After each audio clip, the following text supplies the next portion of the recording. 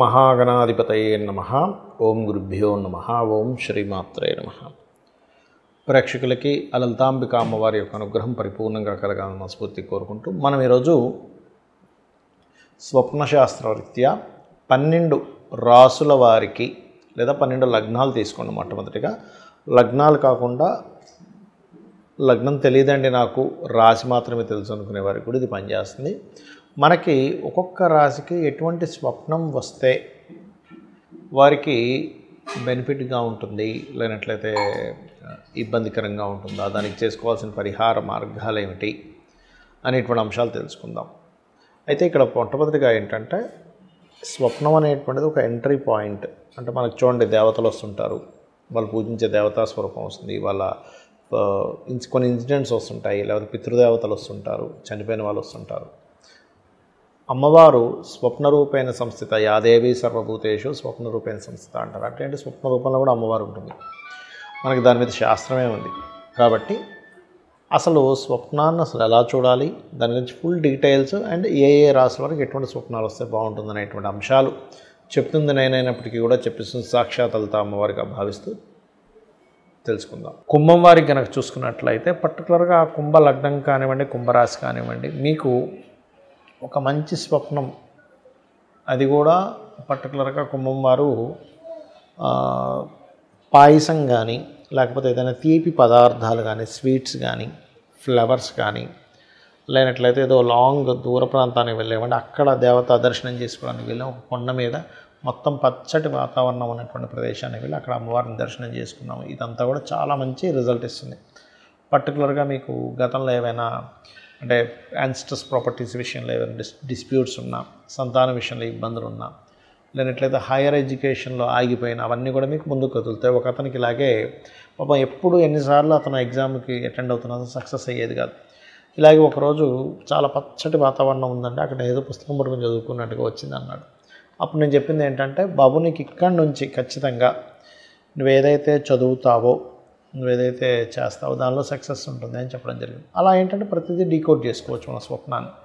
అలాగే మరి ఈ యొక్క కుంభం వారికి ఎటువంటివి రాకూడదు, ఎటువంటివి వస్తే ఇబ్బంది ఉంటుంది అంటే, ఇక్కడ పర్టికులర్గా బాగా మంటలు వచ్చినట్టు కానీ, లేకపోతే మురికితో ఉన్నటువంటి నీరు, ఉట్టి నీరు రావడం కాదు, మురికి ఉన్నటువంటి నీరు వస్తే ఏమవుతుందంటే, ముఖ్యంగా మీకు కొన్ని ప్రదేశాలు మారడం ద్వారా ఇబ్బంది వస్తుంది, గుర్తుపెట్టుకోండి కుంభం వారు. లేదా కొంతమందితో మనస్పర్ధలు వస్తాయి. ఒక అతనికైతే ఒకసారి తెల్లటి వస్త్రం వచ్చిందండి, కానీ చిరిగిపోయినట్టు వచ్చింది అన్నాడు. ఇదేమిటి అని దాన్ని రీసెర్చ్ చేస్తే అర్థమైన విషయం ఏంటంటే, ఆయనకి వాళ్ళ సొంత తల్లితోనే కొన్ని విభేదాలు వచ్చాయి. సొంత తల్లే అతని మీద ఏదైనా కోర్టు కేసు వేయడం, పోలీస్ కంప్లైంట్ ఇవ్వడం, ఇట్లాంటివన్నీ జరిగాయి. అంటే ఏమిటంటే అక్కడ మనం వాళ్ళ పర్సనల్ చార్ట్లో కూడా చంద్రుడు ఎలా ఉన్నాడు, అలాగే ఆ వస్త్రం వచ్చిందంటే అది ఎటువంటి సిచ్యువేషన్లో అతనికి ఆ రకంగా వచ్చింది అంటే, అది కూడా ఏంటి, ఆ వస్త్రం మీద కొన్ని రక్తపు మరకలు ఉన్నట్టుగా వచ్చింది అన్నాడు. అలా ఏంటంటే ప్రతిదీ కూడా స్వప్నం అనేటువంటిది మనకు అర్థం అయ్యేలా కొన్ని విషయాలు చెప్తూ ఉంటుంది. అలాగే మరి కొంతమందికి ఎర్రటి ఎద్దు, అంటే ఎర్రదంటే మరి రెడ్డిష్లో ఉండదు, ఎరుపు రంగు ఛాయ ఉన్నటువంటి ఎద్దేదో వాళ్ళని పొడుస్తున్నట్టుగా వచ్చింది.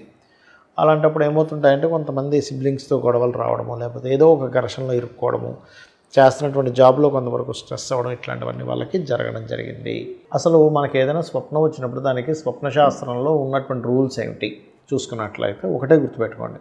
వాళ్ళు చాలా క్లియర్గా చెప్పారు, మీరు ఉదయం పూట ఏదైనా చూసిన స్వప్నంలోకి వస్తే దాన్ని లెక్కలో తీసుకోకూడదు. ఎవరితోనైనా దాని గురించే మాట్లాడారు, ఏదో ఒక పులి గురించో లేకపోతే ఒక స్నేక్స్ గురించో రకరకాల డిస్కషన్స్ ఉంటాయి, దాని గురించి చాటింగ్ చేయడము, మాట్లాడడం చేశారు, అది స్వప్నంలోకి వచ్చినా దాన్ని తీసుకోకూడదు. అలాగే మీరు దేని మీద అనుమానించారు అంటే, అలాగా ఎవరో వచ్చేదో నన్ను ఏదో అటాక్ చేయబోతున్నారనో, ఇంకా రకరకాలు ఉంటాయి కదా, అలాంటిది ఏదైనా అనుమానంతో మీరు నిద్రపోయారు, అది స్వప్నంలోకి వచ్చినా తీసుకోకూడదు. అంటే చూసినా, మాట్లాడినా, అనుమానం చేసినా ఆ యొక్క పనిలోనే పొద్దునుంచి ఉన్నారు. అంటే ఉదాహరణకి ఒక జూకి వెళ్ళి అక్కడేదో సమ్ స్నేక్ రిలేటెడ్ వాటిలో చూసారు, అప్పుడు అది అసలు వచ్చింది. అంటే ఏంటి, ఇక్కడ మీరు ఆ రోజంతా ఒక యాక్టివిటీలో ఉన్నా, ఒక యాక్టివిటీతో ఒక విషయంలో మాట్లాడినా, ఒక విషయంలో అనుమానించినా, దాన్ని స్వప్నంలో గనక వచ్చినట్లయితే దాన్ని మీరు అసలు దాన్ని పరిగణనలోకి తీసుకోవద్దు అని చెప్తుంది శాస్త్రం. ఒకటి ఇక రెండవ విషయం ఏమిటి అని చెప్పి చూసుకున్నట్లయితే ఇక్కడ శాస్త్రంలో ఉన్నటువంటిది మీరు ఆ స్వప్నం ఏ సమయంలో వచ్చిందో చూసుకోవాలి. అంటే అలాగా రాత్రి 9 నుంచి 12 మధ్యలో వస్తే అది ఒక 6 నెలలు పడుతుంది, ఒక్కోసారి సంవత్సరం కూడా పడుతుంది ఆ స్వప్నం గుడ్ ఆర్ బ్యాడ్ మీకు ఫలించడానికి. అలా కాదు 12 నుంచి 3 గంటల మధ్యలో వచ్చింది రాత్రి సమయంలో, అలాంటప్పుడు ఏంటంటే అది ఇంచుమించు ఒక 3 నెలల నుంచి 6 నెలల వ్యవధిలో అవుతుంది. 12 నుంచి 5 గంటల వ్యవధిలో వస్తే కనుక, అంటే 3 నుంచి 5 గంటల సమయంలో వస్తే కనుక మీకు అది ఆల్మోస్ట్ ఒక 1 మంత్ ఆఫ్ టైంలో, లేదు 5 నుంచి 6 మధ్యలో వచ్చింది, ఒక 10 days to 15 daysలో కూడా అవ్వచ్చు అది ఆ స్వప్నం యొక్క రిజల్ట్, అది గుడ్ ఆర్ బ్యాడ్. అలా కాకుండా తెల్లవారుజామున వస్తాయి కనుక 1 week నుంచి 10 days లోపల మీకు ఆ స్వప్నం యొక్క రిజల్ట్ వస్తుంది. ఇక్కడ అందరికీ అనిపించవచ్చు అదేమిటంటే నిజంగా స్వప్నశాస్త్రం ఉందా అంటే ఖచ్చితంగా ఉంది. ఎందుకంటే ఆ శాస్త్రం అనేటువంటిది ఉంది కాబట్టి మీరు చూడండి, మనకి పెద్దవాళ్ళు వస్తారు, చనిపోయిన వాళ్ళు వస్తుంటారు, అంటే ఒక ఎంట్రీ పాయింట్ లాంటిది. అయితే ఇక్కడ శాస్త్రంలో చెప్పింది ఏంటంటే మీకు స్వప్నం అనేటువంటిది ముందుగా ఇచ్చేటువంటి ఒక ఇండికేషన్. అయితే ఆ స్వప్నం ఎలా వచ్చిందనేది తీసుకోవాలి. ఇప్పుడు అగ్ని వస్తే మంచిది అంటాం, అంటే అది ఎలా వచ్చింది, ఊరంతా తగలబడిపోతూ వచ్చిందా, ఒక ఇల్లు కాలిపోతున్నట్టు వచ్చిందా, లేకపోతే మీకు చేతిలో ఒక చిన్న కాగడా రూపంలో వచ్చింది అగ్ని, అది చూసుకోవాలి.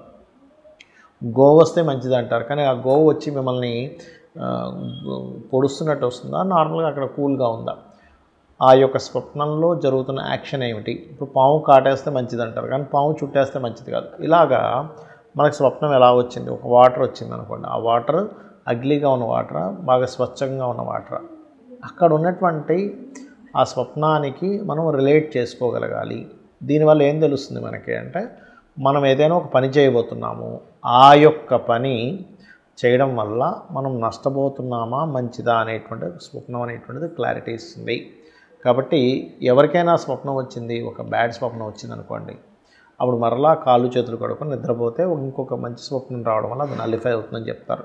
అలా కాదండి 4 గంటలకు ఒక మంచి స్వప్నం వచ్చిందంటే నాకు మెలకు వచ్చిందంటే అలాంటప్పుడు నిద్రపోతుందని చెప్తుంది శాస్త్రం. చక్కగా స్నానపానాలు చేసేసుకొని దేవతారాధన చేసుకోవడం మంచిది. సరే ఎవరికైనా బ్యాడ్ స్వప్నం వచ్చింది, లేచిన వెంటనే ఎవరికి చెప్పొద్దని చెప్పింది శాస్త్రం. లేచి చక్కగా మీరు మీ యొక్క నిత్య దైనందిన జీవితంలో పూజాది కార్యక్రమాలు అవి చేసుకొని ఆలయానికి వెళ్ళి దర్శనం చేసుకుని వచ్చి ఉదయాన్నే ముందుగా మీరు గజేంద్ర మోక్ష ఘట్టం వినండి, లేదా త్రిజట స్వప్న వృత్తాంతం వినండి, లేదా రామాయణ మహాభారతాలు వినవచ్చు, ఇలాంటివి చేసుకోవచ్చు. చేసుకున్న తర్వాత మధ్యాహ్నం భోజనం చేసిన తర్వాత స్వప్నం గురించి చెప్పాలట ఎవరికైనా కూడా. కాబట్టి స్వప్నం అనేటువంటిది ఏంటంటే అది ఒక మనకు ముందుగా జరగబోయేటువంటి అంశం. మీరు చూడండి కొన్నిసార్లు ఎవరికైనా సరే